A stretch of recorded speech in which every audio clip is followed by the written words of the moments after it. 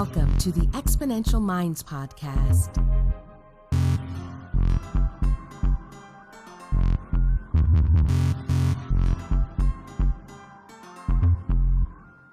The research, development, launch, and growth of new technologies is creating incredible momentum in the modern world. Join futurist Nicholas Badminton as he talks with the innovators and the exponential minds that are tackling some of the biggest problems and creating solutions that are propelling humanity to the next level.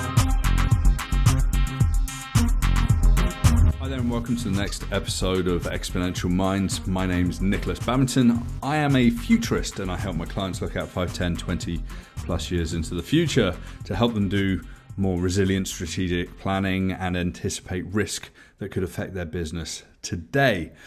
And today I'm excited to chat to an old friend of mine from Vancouver days and London days, and an innovation expert and a designer and an all-round human connection specialist, as it were, Brett Mcfarlane. Brett is an innovator, educator, advisor, and investor. He's worked with leading global brands to develop innovative new products, brands, and communications, resulting in over 200 awards and patents. He's a behavioural economist by training and with deep experience leading digitization. Has recently completed research at INSEAD in Europe, the leading global business school, applied a systems psychodynamic perspective to innovation leadership. This distinguished research illuminates the inner world of repeat innovation leaders to understand the feelings, thoughts, and behaviours that enable or inhibit progress. He's got a really fantastic monthly newsletter called Connecting Dots, and that's a thoughtful and practical exploration of the human side, which is probably the most important side of innovation. And you can subscribe to that at brettmcfarlane.com, and we'll talk about that as we go through. Brett, welcome to the podcast. Hi, Nick. Thank you very much for having me. Yeah, and it's always great to chat to you, and I really wish that we could be having this conversation in person in London, but towards the end of this pandemic, we're still stuck in our relative places. But as we do with this podcast, what's your origin story? How have you sort of landed in this position, having done this research, and what was your journey along the way? That's a big question to start with, Nick, and it's a good question. It's a question I think a lot of us can't really answer until later in life, when you can look back and stitch together the threads of what you've done, sometimes with intent, sometimes just out of sheer drive and raw, survival. And when I say survival, I don't necessarily mean just achieving enough physical food and shelter, but also meaning and identity and reward and connectedness with others. And I look back and see that the thread throughout my life, and it actually goes back in generations of my family, is that there's a fascination with the human capability of innovation. And not just that fascination with the capability, but also the question of why is it so elusive? And I'm a product of economic immigrants on both sides of my family, and there's a heavy vein of engineering and building physical structures and infrastructure, in fact, at a national level, and business innovation and legal innovation and all kinds of work that's just pushing boundaries. But for myself, I've always been drawn to that innately, and I think only sort of recently have I started to develop my own answers as to why. And this has sort of been my quest, which I've always lived on the edge of innovation.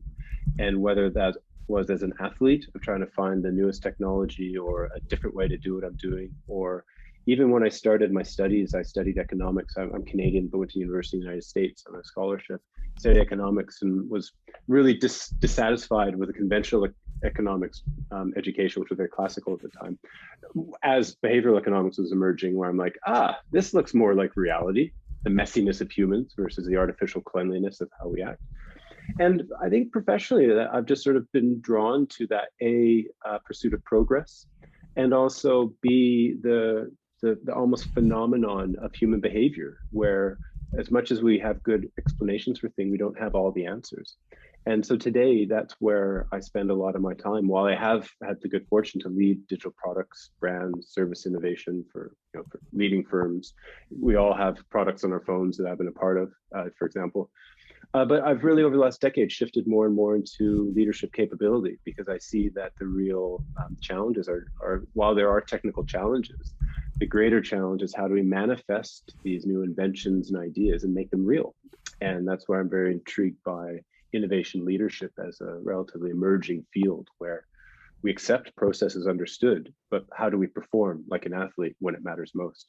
And so that's where most of my work is now, either continuing research in that vein or running what I call a clinical private practice, where I deal with the unique situation of individual leaders or leaders within a firm and develop their ability, depending on their ambition, to increase the tolerance, if you will, of the innovation leadership position and dealing with complexity, ambiguity, uncertainty, and help them thrive, both in terms of creating more value, but also more personal meaning, and also reducing some of the downsides of leading innovation from a health perspective, reputational perspective, resilience, etc. And so that's a sort of a little, in what, 2 minutes, maybe 3 minutes, a bit of my journey. Yeah, and so there's a few things in there I want to unpack, and I really love. I mean, you talk about the mess of humans, and we're flesh and bone and psychology, and we're products of our environment. We're products of our familial history, if you want to go into sort of genetic memories, if you were, right? Mm-hmm. And it's interesting how trauma can affect how we operate today, and even drive innovation, because we're hyper vigilant. We operate in whole new ways, and then when we start to think about leadership takes the mess of humanity and tries to groom it into some kind of way of working more productively, right? Correct. I mean, leadership, which is different from management, where management is about stability and repetition, leadership is about driving change. Right. And drive is a very elusive word because there is no secret formula, but there is a capability that we do find in people who can do it repeatedly. And the evidence increasingly tells us it is more and more the softer factors like EQ, psychological safety, reflexivity, self-awareness that are correlated to success, unlike the lionization of certain iconic leaders that we perceive as what an innovator looks like. But there are millions of people in the world of business who are out there driving innovation, which is driving change and delivering it and making it real quietly. Yeah, quite quietly, but with intent and focus and driving the teams behind them. It's really interesting when we talk about driving change, and is innovation something that you create, or does it do you find it around the corner after you undertake a bunch of research or whatever? I mean, it's complex, from like data and insights, experimentation, building things, failing, coming back and rebuilding things, and then you have to persuade the world that it's a good idea for that innovation to catch fire. Mike Rowe from Dirty Jobs, there used to be, I think it was Fast Company, he had 1 minute MBAs. And Mike Rowe says, his 1 minute piece of advice was around innovation. He goes, innovation without repetition is just masturbation. And it stuck with me, right? You're literally stuck in the back playing with yourself. If you've got a good idea, and how many people have we spoken to? It's like, well, I came up with that idea 10 years ago. Well, I've got an idea, because ideas are absolutely nothing with the execution, and the execution is really difficult. And innovation is the product of, the narrative that comes out of the back end of it 7 years later when suddenly it catches on fire, right? Exactly. And there is a truth that is contrary to what we like to pretend. And in business, we like to pretend it's controllable, and we like to pretend it's predictable. Right. And the reason for that is because we don't really understand or the irrationality around it. We treat it as irrationality versus look at it quite rationally. And you look at, to pull another quote that I really like from Clayton Christensen, whose work I have great admiration for, how he studied the field and what does it look like, much the way you would study a hockey team or a football team as what did they do that helped them in the past win, which of course has no bearing on the future, but it helps them understand what has happened. And his work goes all the way through analyzing objectively and technically what's going on, but stops at his quote where he says, unfortunately, some managers don't think as rigorously about whether their organizations have the capability to successfully execute jobs that may be given to them. And that keyword capability is the thing that we can unpack ever and ever better, as we have done over the last 3 decades in sports psychology, where we don't see elite performance as an extreme act. And that's where, that you use that quote from the chap with Dirty Jobs, that kind of fantastical thinking and almost schizophrenic bouncing off the walls. That's a totally unhelpful, super high energy state. Right. And just like, the athlete who's just bouncing out of their head and desperate to try and go too much, and then they underperform because they've burned all their energy. And on the flip side, you then have the cynic in the depressive state, which isn't good either. Whereas in the middle is the performance zone, where you have that capability to face complexity, to look at reality, see the good and the bad, to reconcile them and still step forward.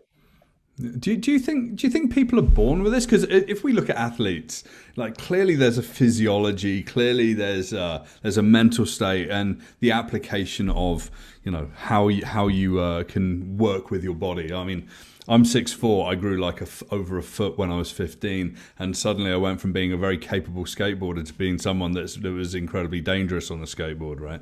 And it's just like physically, I couldn't work in that same physical realm, but my brain at the same time was sort of applying itself in whole new ways of how I saw the environment as a skateboarder per se, right? And that's led to me thinking completely divergently about the world, being a futurist, so on and so forth. But really, I mean, do you think that there are some people that are born to be innovators, or do you think that anyone can really, with enough motivation, step up and take that leadership on and drive change? So this is a really good question that can get misunderstood very easily. Right. And I think that because I believe in the developmental capability of the adult brain, which is fairly well documented now, in particular by a chap that I really respect a lot of his work, Robert Keegan. Yeah. I do believe that if you don't necessarily have the initial desire or ambition, you can develop the ability to tolerate the complexity for it. But baked into that question, can anyone innovate, is a counter question of should everyone innovate? And not necessarily. Right. And this is why I take a clinical approach, because I think it is very individual. And some of us have a particular life experience, a particular composition that draws us to want to do it. And for us, it's a greater loss not to be able to do new than to be stable and consistent.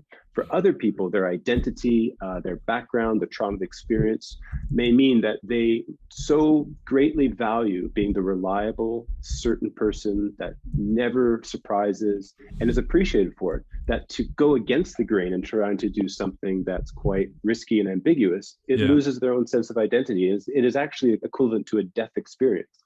And this is where I think we really do ourselves a disservice when people are like, we want to be an innovation company. It's like, okay, as a company, cool, but that doesn't mean every single person has to do it. You're being very judgmental upon not just what they're capable of, but what they as a person want. So that's where those who are drawn to it repeatedly do have certain characteristics of what they don't like losing in life, and often it's identity, a sense of competence. But we all have a drive. And often the drive is something that is universal, whether we want to innovate or not. And I can get into that in a sec, but I know we'll come to the research in a minute. Yeah, it's kind of intoxicating to be in a room with someone that's driving like massive growth in a company or doing innovation.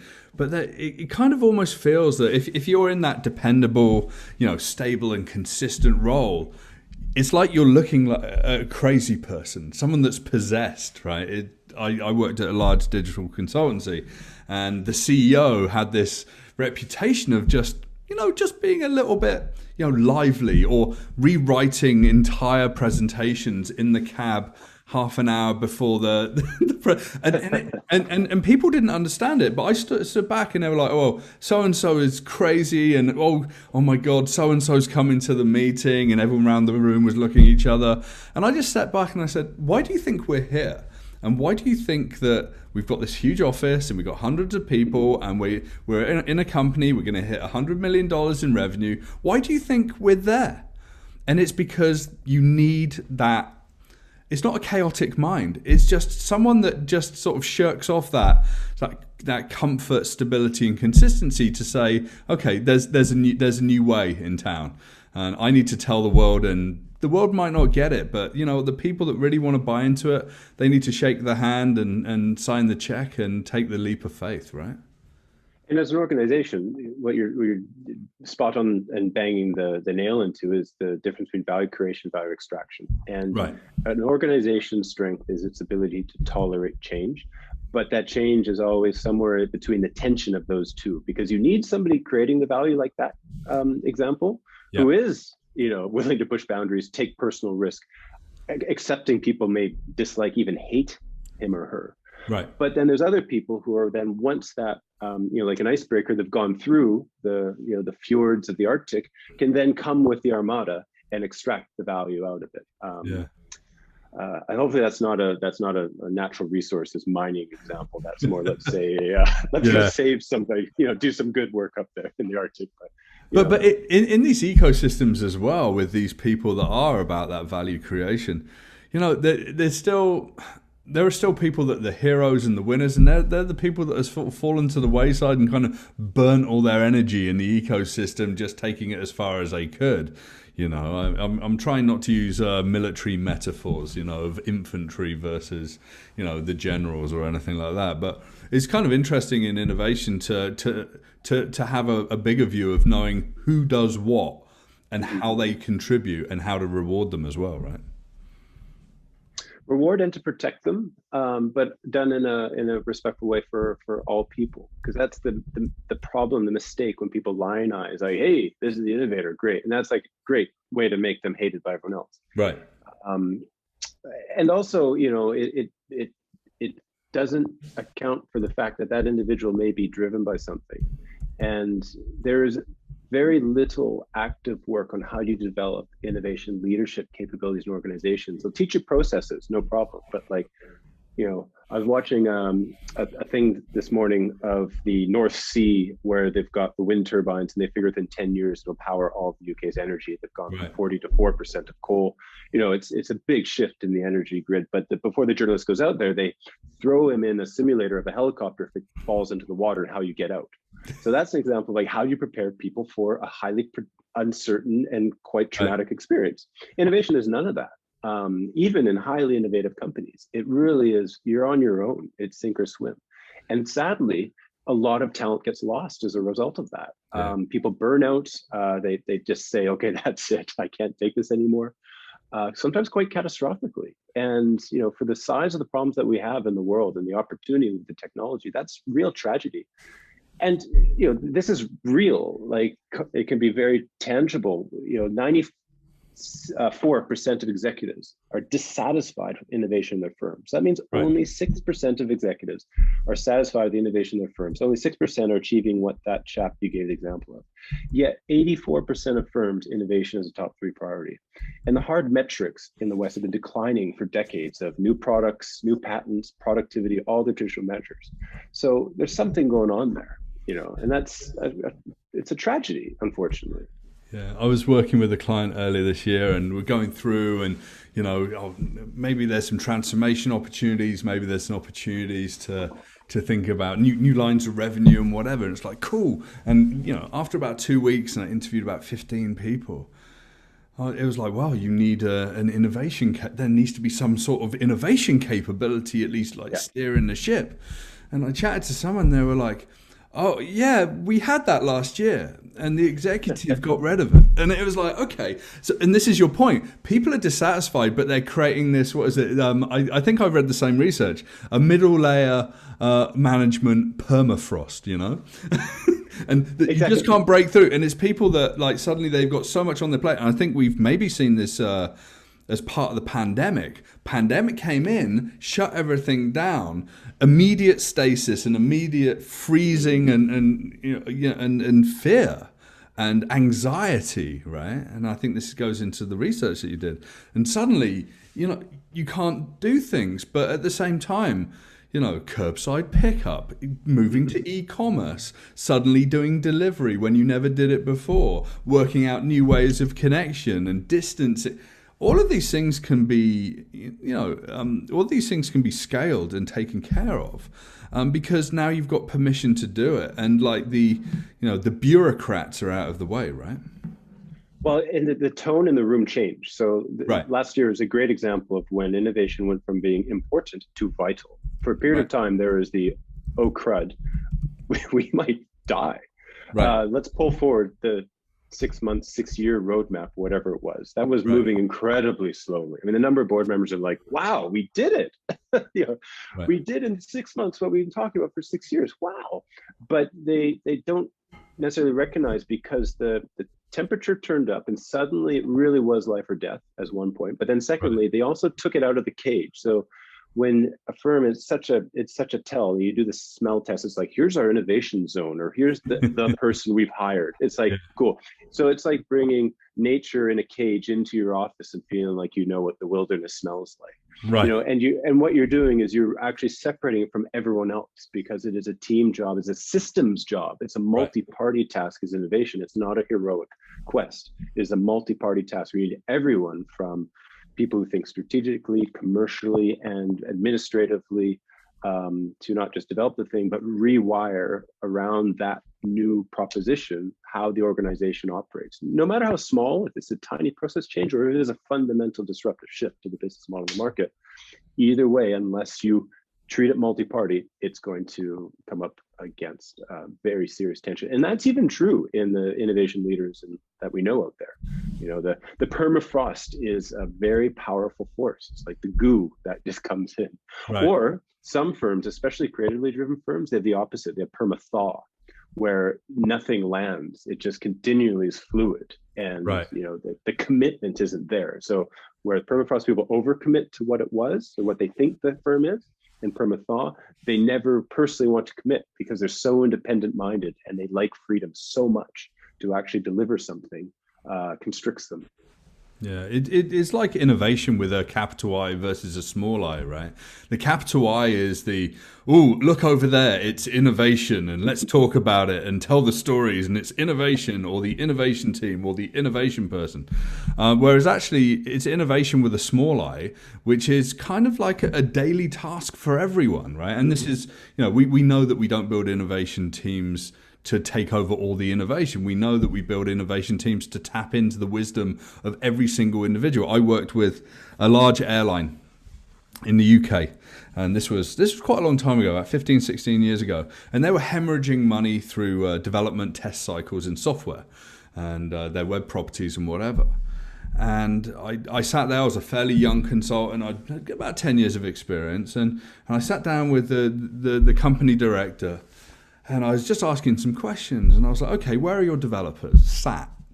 Not what were they doing and what were the stats or whatever. And he goes, well, okay, we've got a building 3 miles down the road that's got 100 of them, and the testers, well, they're in a different building 2 miles from there. And downstairs we've got some of the design team and some of the user experience people.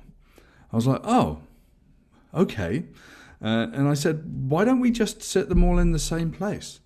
And he looked at me puzzled, and I was like, so they did that, and suddenly they went from like 5 cycles of testing and development that was shambolic to suddenly like 2, and like saved about $6 million in a year. And people didn't think about some of the most sensible elephants in the room. Of just human nature and how difficult it is to communicate, right? And it's that's why I think it's the small I innovation that's really important. Yeah, and that's a great example where they went from, without knowing the details, that sounds like a situation where you helped a group of people move from a managing mindset, which is distributed and routine. You don't need that much communication, really. There's no efficiency, to a leadership mindset where things are incredibly complex. Ambiguous, and also there's a lot of personal vulnerability at play in those situations. And so that's where sometimes as simple as putting people together, it allows enough time for that to metabolize so you can build connectivity and trust. And it's a statement of genuine intent. Like many companies, they do without them realizing it's a conspiracy not to innovate. By keeping it distributed, it makes it easier to have something to blame than to have to confront the reality that, if you're trying to do something new, you're going to have to look at why what you're currently doing isn't good enough, or could be better. And you have to look at your children and say, well, maybe that child is a bit ugly, or it's kind of not going to be the talented one. Therefore, let's get another one. I'm not sure if I can do that with mine. I'm only going to have it from here. So, but like, we're pretty lucky so far. Okay, I want to change tack a little bit here because you did some pretty interesting research whilst you were doing your work with INSEAD. And I'd like to just go into that. Can you just tell us a little bit more about that work and what your findings were? Yeah, so it maybe is helpful to understand the context of the area of INSEAD I was within, which of course is the venerable business school who pioneered and teaches a lot of the leading strategy practices in the world, even though a lot of them don't necessarily work. And that's not to say there's anything wrong with them. You need to go through that pedagogical experience to understand it so you can learn how to think, not just do what other people do. Right. But they have a practice which was very much pioneered by a chap named Manfred Kettenvries, who's a psychoanalyst as well as a business school professor, originally at Harvard. And he more or less created executive education as we know it, pioneered coaching as an executive practice, and brings a group of psychoanalysts to look at why these good intentions we have in business don't necessarily work. So that's where system psychodynamics comes in, where it looks at the unconscious and the hidden within organizations, teams, and leaders to make sense of what's really going on. And when I was going through the work there, I really dove into leadership because it's an area that, one, is quite mysterious, but secondly, I just continually kept coming back to this massive gap that while there's lots of great theories and observations, the actual role of emotions, thoughts, and behaviors is very poorly understood, yet Right. strongly hypothesized to be possibly the most influential thing to success of leaders and organizations. And I just always had this epiphany that this is exactly like sports psychology, where you have super talented people, but how do you help them be their best when it matters most? And it's incredibly individual. And I looked at the innovation situation because of the frustrations and the failures we're seeing in the market, despite all the good intentions. And my research was quite simply in sort of like a corporate archaeology approach. What are the emotions, thoughts, and behaviors, or the feelings, thoughts, and behaviors of repeat innovation leaders? Repeat was important for two reasons. One, it rules out luck, just one off. And then secondly, it will mean that they'll have multiple points of data of times things have worked and haven't worked. And we can remove process bias and just look at them as a leader and what was that experience like. And there's sort of two key things that came out of it. One was this realization that the epic heroic version of an innovation leader is pretty far from the reality. Right. And most repeat innovation leaders are very thoughtful, they're very considered, and really their core task, regardless of the methodology or the context they innovate in, if it's physical, if it's digital, if it's intellectual, process, marketing, whatever, their real skill as an organization is identifying what is the realistic boundary of possibility. How far can we push it? How much change, ergo innovation, can the firm tolerate? So that is actually their primary task. When it says pushing the boundaries, they, without realizing, figure out how far can I push it and get out alive. And so that created the territory where their work happens. And from it, what emerged is what I call the innovation leadership map, which looks at 6 scales of experience to unpack what is the experience of innovation leadership, and then what are the positions when it's in the zone of performance, like you're progressing, or in a trouble zone where you're regressing. And if it's helpful, I can run through very quickly the 6 scales. Sure. Is that helpful? Yeah, absolutely. Let's do that. Yeah. So I'll give you a taste. I won't go in the full depth because this is audio. But for example, one of the 6 is the outlook of the leader. Is this somebody who has a hopeful attitude, sort of a balanced energy state, or are they euphoric and high, or are they cynical and low energy? Or identity, are they these people who are idealized with irrational expectations, or are they despised even, or are they somewhere in the middle where they're tolerated and trusted enough to be in the room for people to work with them? Autonomy is a third one, where it's empowerment, of course, is what we want, but often when people find that they're overpowered or disempowered, that's another experience that gets in trouble zone. And that's closely paired to exposure into the organization. Are they underexposed, like distant in a cage? Or are they overexposed with a lot of heat and excessive pressure? Or are they able to be composed, where they feel the tension, the heat, the anxiety, but they're able to work with it? And then the last 2 are risk What's their relationship to risk? Or do they feel impotent or omnipotent, or are they ambivalent? They see the ups and downs and can reconcile them. And the last is actualization, which is a much more of a personal drive of, do they feel that the effort that they're doing is futile and hopeless, or is it delusional and crazy? Or are they quite humble? Humility was a very big commonality in people's when they were successful versus when they weren't. So. Right. That some people waving the flags and some people at the back just quietly knowing that they've kind of been right, but they're tired. So very tired. Exactly. Right? But they're still willing to show up. It's sort of and they don't withdraw because it's easy. Because some of those depressive states are, you may never tell anyone, but you just slowly withdraw. And that is the most dangerous act in business, is not the outburst, it's the withdrawal of support, of energy, engagement.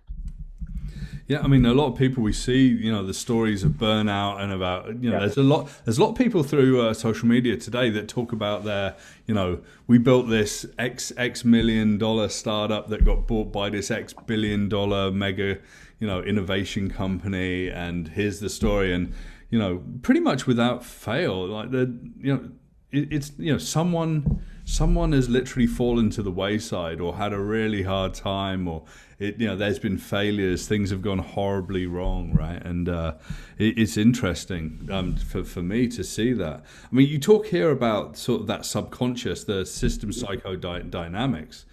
So, I mean, this is about psychological fitness as well as, the ability to have good ideas and act on them as well, right?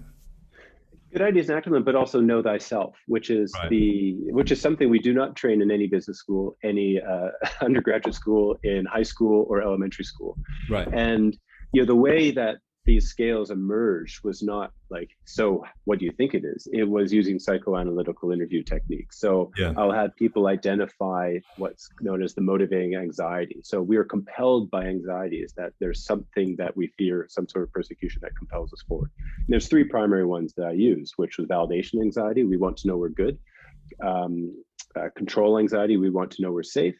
And death anxiety, we want to know we made a difference, that we have a legacy. I'm very driven by validation anxiety, but I only learned this in the last few years. And that's where suddenly I went back. I'm like, oh, that's why the second I achieved the product delivery, the prize, the patent, within seconds I was disappointed because I needed another hit of heroin, of validation. Right. And that's sort of an example of not knowing thyself. And that's when you keep running hard. And so either it's the anxiety, the motivating anxieties that can be the trouble spot, or it's the potential losses, I'm forgetting what I call them. This you can edit out, this bit where I'm trying to remember what they are. It's okay. Detractors, that's right. Yeah. Or it's the detractors. So these are subconscious fears of what might be at risk and if we lose. And so that's things like identity, compensation, position, and whatnot. And so those are often, we know this from behavioral economics, the potential loss has a greater influence on our behavior and our decisions than the potential gain. And that's where the weird stuff can happen, when that gets out of whack. Yeah, and this, I've done tons of personal work over the years on this stuff. It's almost like when you look at death, validation, control, anxiety, and you say, I'm all about validation anxiety. If I look at myself, I think I'm all about death anxiety. It's like it's like the shark. The shark needs to keep swimming. Because if the shark stops, then suddenly, and what is it? Tom Sachs, the artist, he famously says, what is it? Hard work is rewarded with more work, that kind of, the relentless, and I have to stop myself. And I've actually done, things like shamanic journeying, and I like inner child healing, and trauma sort of plays a big role in all this. And I think Gabor Mate's film's just come out, and that's super interesting about sort of trauma and its role in the world as well. But it's kind of interesting that this subconscious human level, we got to heal ourselves in a way so that we can actually, do better in our lives, in our careers, right? Well, and to be aware of what's going on within us, because we all bring this into the workplace. And why I find innovation so fascinating, because it's like the Formula One of business, because you are at the absolute boundary of possibility. Right. and the intensity of it, the extremes are greater than any other aspect of business, with the exception of certain major crisis situations. But then that's a different thing, and that's also contained. Those are externally created. Yeah. Whereas innovation, you're mostly internally driven to be there, and thus when those underlying forces within you in your inner theater they guide you, you don't necessarily see what they are. That's when you go back to those experience scales I have, when you move into those high and low positions, that's when the regressive cognitive patterns emerge. And often most of us aren't aware of where that's coming from until it gets pointed out, or you go through the work to develop the insight, because we're constantly using coping mechanisms just to function as human beings. We all know we could walk out the door and get hit by a car, but we suppress that reality because we know it's not a high probability, so that we can go to the grocery store. Whereas when you get consumed by one of those extreme positions, if you feel super exposed, or you feel really despised, and that's when the regressive patterns emerge, where you may block that, you deny, you ignore, you split, you blame. You have those what are known as primitive defense mechanisms. And that's when weird stuff happens. In a business context, that's when you see grand product launches, a get it done mindset, unrealistically fast change expectations, like let's have an innovation team for a year. It's like, that's delusional, that's regressive, that's primitive, and that's not about the logic on the PowerPoint slides. That's the unconscious patterns and behaviors in the individuals, and often a collective collusion to believe that out of a protection of something deeper. Yeah, and like sometimes innovation can be that, the deflector in a way. It's again, I had a client, I did some futures work with them, some visioning, wrote some science fiction stories for them, really cool stuff. And after 3 years, I was chatting to someone. I always stay in touch with my clients. I was chatting to them, and she's like, "Oh, I'm in the innovation team. And we've just got a newly formed innovation team." I'm like, "That's amazing. Can you tell me a bit about it?" I was like, so can you tell me the experience of the leaders of innovation? And it was a name that was like literally put on a group, and there was like who could kind of think about innovation, and they put everyone in this group, and what they had were people that could build some hardware and software products, and some marketing people, and some PR people. And they, after a year, very much like you said, after a year, they achieved nothing, because, and they wanted to hire me to come in and start looking at innovation. It's like, I need to have 3 hours in the airport walking around. I said, innovation can be as simple as putting seats next to plugs, as it is to have something bright, shiny and new in the corner that you can have a press release about as well. And that sort of irked them a little bit, right? And it's like, where's the design rigor? Where's your where's your practice? So yeah, all I'm saying is like, it's that big I innovation. Let's call it that. Let's suddenly have it. And innovation doesn't beget. Calling something innovation doesn't actually create innovation in a way, right? No, and it can be a great form of non-work or anti-work. Right. It's a way to put hope and disappointment into a nice container and get it all out. Yeah. But then contain it somewhere for a while and let it metabolize. And look, and that's not to say that those things can't have value, but there's, I think, a different lens that we need to use to look at them more honestly, because you can have, there's nothing wrong with setting up an innovation lab for a year, or I did one for 3 years in Scandinavia to elevate capability. Sure, it did some cool stuff in Exemplar, but really it was to give the firm confidence and to teach people what external customer centricity looked like. It didn't itself develop any products, but it was a champion of the capability to build it. So in that case, we're very honest about that. We weren't like, hey, here comes the next moon rocket. It's like, this is a capability to help other people develop it. But my favorite is like the venture group. Let's put 100 million over this venture group, and that's going to be our innovation catalyst. It's like, well, why do you need to put it over there? And why are you dealing with a financial solution to what's a human challenge, which is creating the space for risk-taking, collaboration, development, learning, and all the good stuff. I would say that 90% of all innovation can be like really dull, right? Again, I worked in a company, and it was a consultancy, and someone told me the story. This wasn't me that did this.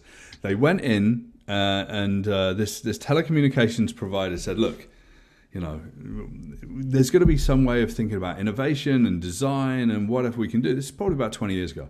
And it's like, okay, what can we do? Like, we want to make money, save money, go for it. And after about 2 months, there was a report that came out, and there was just one line that added 15 million pounds to their pockets. And it was like, stop paying £50 to lock every phone to your network. And they were like, what?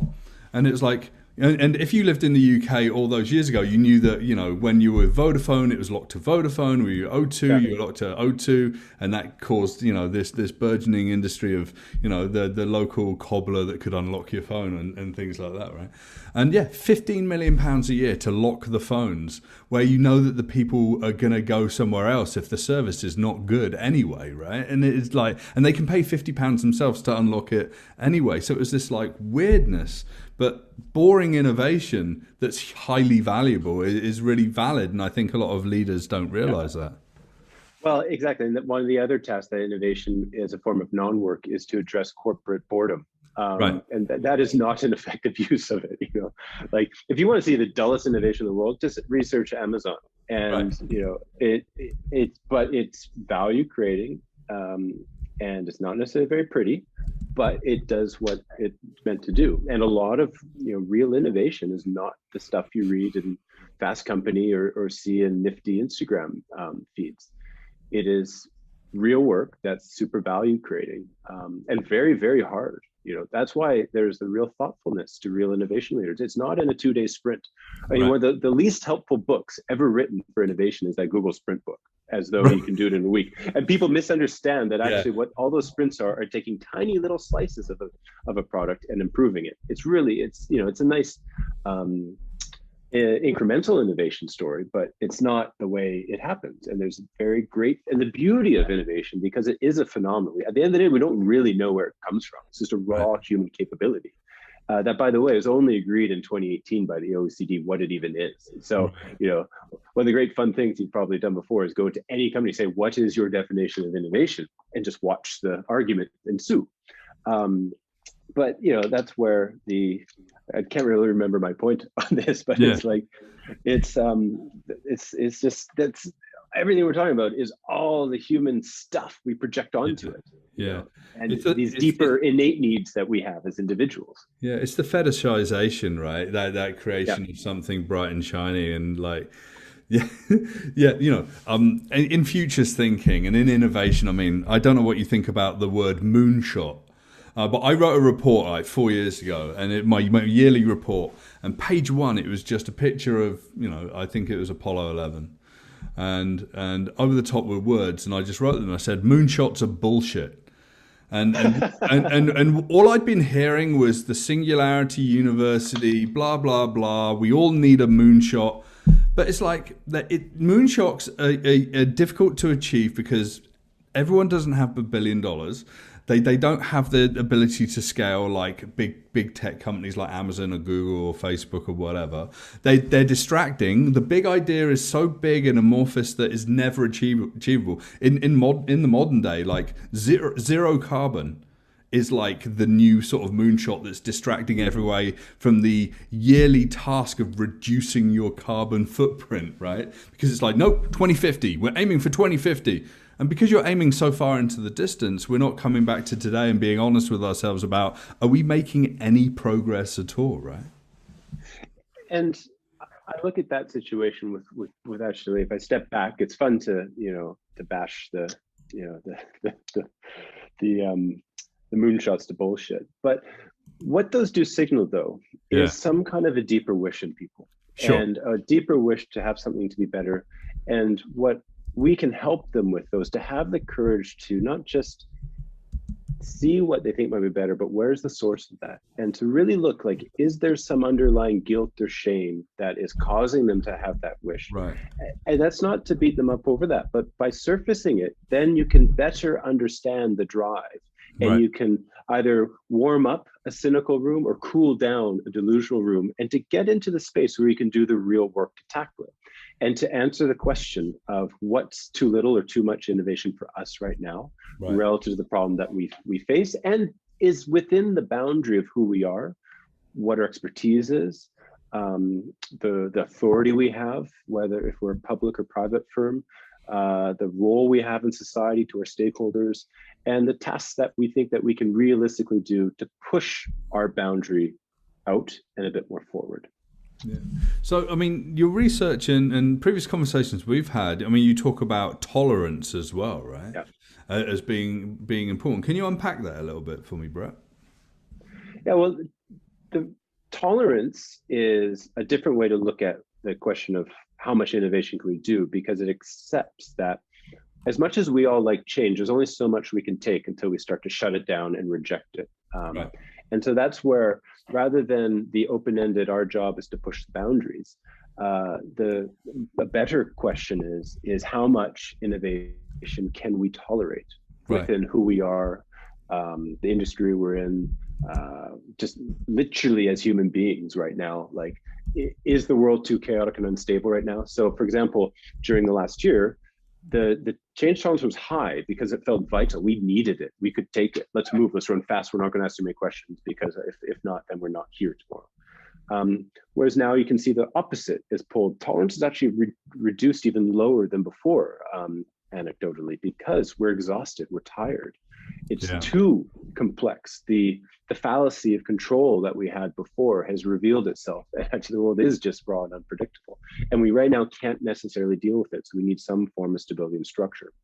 And so that's not to say there's no possibility for innovation, but you can pull back a bit and to figure out, where are we now? Where do we want to be? And look at it from three altitudes. The tolerance is a multi-party equation of the board and the authorizing level, the executive, who create the climate for innovation. Yeah. Then there's what we call sort of the trees, what grows on the ground. They're the leaders that actually grow the value. And then you have what's in the earth, which is the nutrients and the talent that really bring life to what those ideas are. And all three of those levels are multi-party, and together, often unconsciously, work to define how much innovation is possible. And that's where, to expand that boundary of tolerance, we can create spaces to create a shared level of understanding of what is not so much the ambition, because ambition is a really easy way to get out of actually doing the hard work, but to create the definition of what we do and can believe that we can do and that we can tolerate. Yeah, and I think that tolerance is incredibly valuable as a lesson, because I don't think that people think about these things as well, or fitness, or the ability, or even the interrelationship between different levels. I mean, what's coming next for you, Brett? I mean, what are you doing with your research and the next step for that, and what's happening with your practice? Yeah, so the individual practice is what's getting a lot of interest. There's a lot of individual leaders out there who feel that they've never had proper leadership training for how to understand themselves in situations of innovation leadership. They understand administration and how to be charismatic and have a good vision, all that stuff, but how it affects them internally is an area that there's a lot of individuals who are really calling out for assistance and help. And these are competent, high-performing, functioning adults, but they need a flashlight. They need a co-pilot to help understand what's going on. And so that's a big part of my practice, as well as some organizational work. But the other part of my research, which I'm moving forward, and this is partly for a book that I will be writing next year on innovation leadership, is looking at elite athletes who have crossovered into being business professionals, and to see what from their sports psychology practice that they acquired in sport they bring with them, and how does that help them develop new things for the first time in business. Because a huge part of being an elite athlete is actually how you deal with things that are out of your control. I had experience myself as an athlete with a sports psychologist, as a alpine ski racer. And so the weather, you can't control the weather, but it's really frustrating. Right. Therefore, how do you cope as a professional on a day where it's really crummy weather? It maybe affects what's your best performance or not, but still get into the start gate and push out and have the best shot at succeeding and winning and performing to your potential. Yeah. So that's a new area of research, which is expanding on the work that I had already done. And a lot of that is, at the end of the day, what wrapped up all my research is a picture of frustration as a common and, in fact, universal experience of innovation.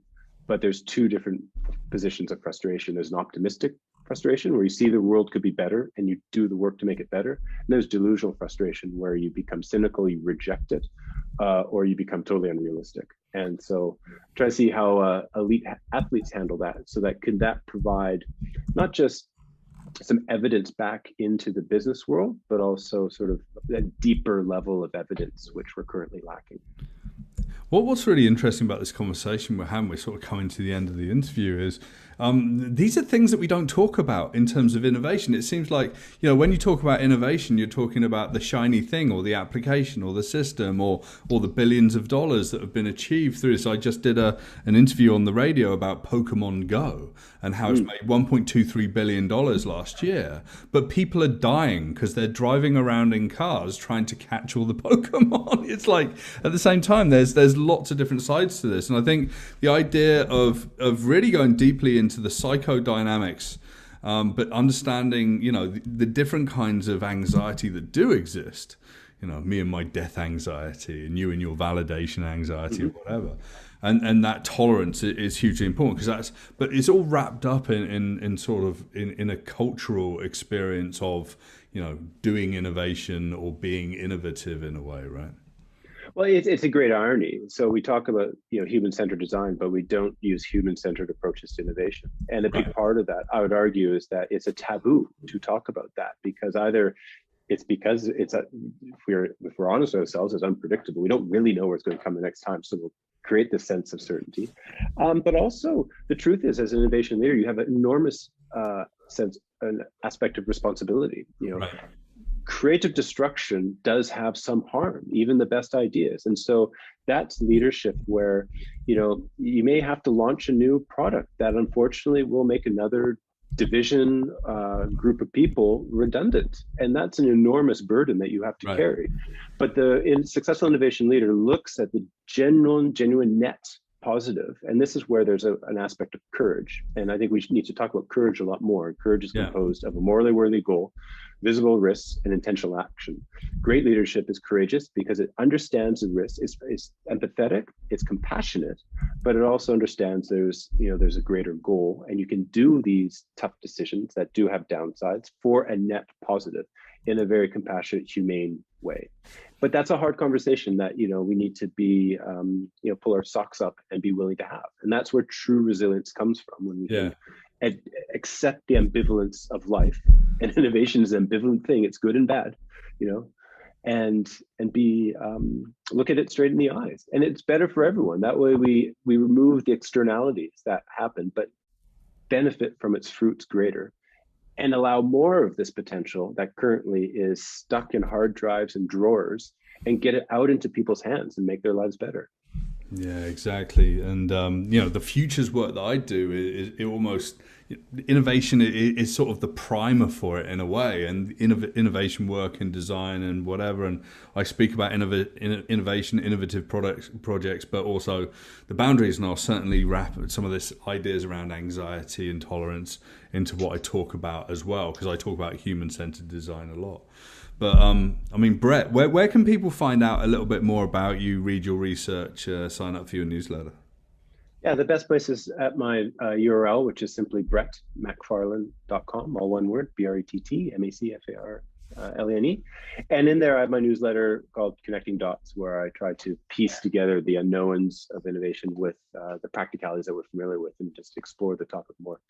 Yeah, that's great. Well, Brett, I'd like to thank you for your time today, and I hope all is well in London, and I hope to see you in Canada pretty soon. And it's always a pleasure chatting to you, so thank you so much. It's been a pleasure, Nick. I've enjoyed our conversation, and I very much look forward to the next time we can enjoy a pint in real life. Yeah, real life, post-pandemic. I'm declaring the pandemic over in Toronto within my family anyway, and we seem to be okay with that. Cue controversial comments to that particular statement. Anyway, Brett, thank you so much. My pleasure. Cheers, Nick.